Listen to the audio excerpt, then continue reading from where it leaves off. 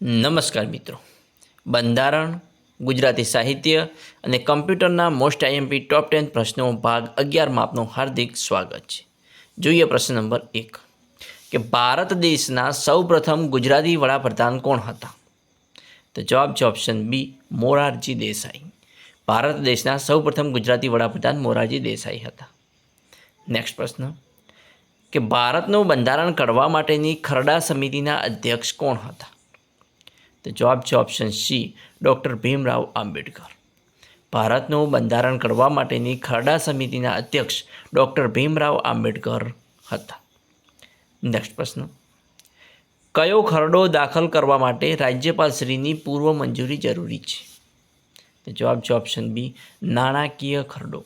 નાણાકીય ખરડો દાખલ કરવા માટે રાજ્યપાલશ્રીની પૂર્વ મંજૂરી જરૂરી છે. જોઈએ નેક્સ્ટ પ્રશ્ન, ચૂંટણી કમિશનરને કોની ભલામણથી હટાવી શકાય છે? તો જવાબ છે ચીફ ચૂંટણી કમિશનર. ચીફ ચૂંટણી કમિશનરની ભલામણથી ચૂંટણી કમિશનરને હટાવી શકાય છે. નેક્સ્ટ, ગોંડલ નરેશ રાજવી ભગતસિંહજીએ કોની ગાયન કલા સાંભળીને તેમણે પોતાના રાજગાયક નિમ્યા હતા? તો જવાબ છે ઓપ્શન ડી, શિવકુમાર શુક્લ. ગોંડલ નરેશ રાજવી ભગતસિંહજીએ શિવકુમાર શુક્લની ગાયન કલા સાંભળીને તેમણે પોતાના રાજગાયક નિમ્યા હતા. નેક્સ્ટ, આઠો જામ ખુમારી કોનો જાણીતો ગઝલ સંગ્રહ છે? તો જવાબ છે ઓપ્શન એ, અમૃત કાયલનો. આઠો જામ ખુમારી કોનો જાણીતો ગઝલ સંગ્રહ છે? તો જવાબ છે અમૃત કાયલ. નેક્સ્ટ પ્રશ્ન, ઈમેલ સરનામાના બે ભાગને કયા ચિહ્ન વડે જુદું પાડવામાં આવે છે? તો આપણો જવાબ રહેશે ઓપ્શન બી, @. ઈમેલ સરનામાના બે ભાગને @ વડે જુદું પાડવામાં આવે છે. નેક્સ્ટ, ફાઇલમાંથી ડિલીટ કરેલી માહિતીને તુરંત જ પાછી મેળવવા માટે કયા વિકલ્પનો ઉપયોગ કરવામાં આવે છે?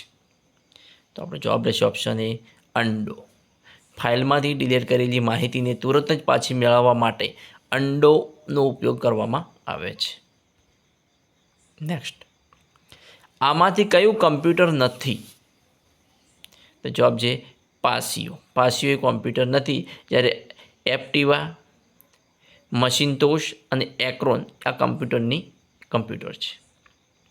જોઈએ નેક્સ્ટ, કમ્પ્યુટરનો નાનો એકમ એટલે ખાલી જગ્યા. તો આપણો જવાબ રહેશે ઓપ્શન સી, બીટ. કોમ્પ્યુટરનો નાનો એકમ એટલે બીટ.